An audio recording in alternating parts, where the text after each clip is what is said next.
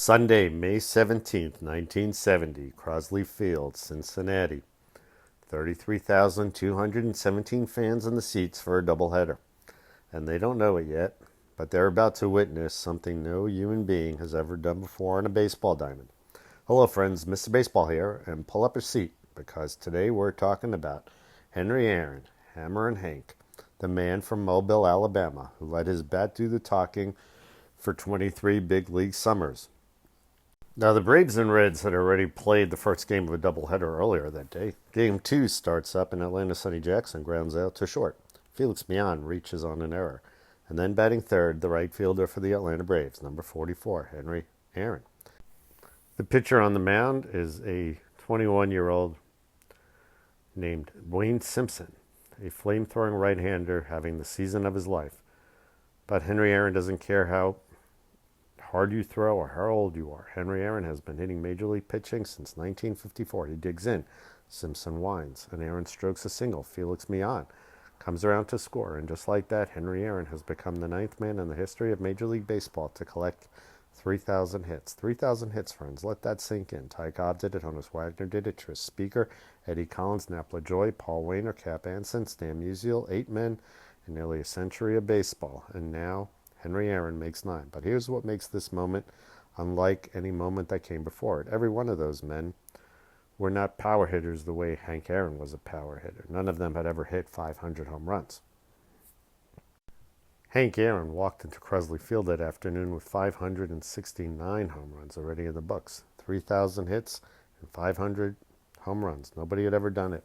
Not Cobb, not Wagner, not Musial, nobody. Henry Aaron, all by himself in his own quiet way, just rewrote what's possible in the sport of baseball. And friends, here's the Aaron of it all. 2 innings later, he comes up again. Felix Millan's on first. Wayne Simpson delivers. And Henry Aaron deposits a baseball deep into center field. Home run number 570. Because of course he did. The man collects his 3,000th hit. I mean, just to put an exclamation point on the afternoon, just to remind everybody who he is, he hits one out. The Braves take a 3-0 lead. They're up 3-2 in the 8th. They blow it. They take a 6-3 lead in the 10th. They blow it. Johnny Bench hits a 2-run shot. Lee May hits a solo shot. Tie ball game.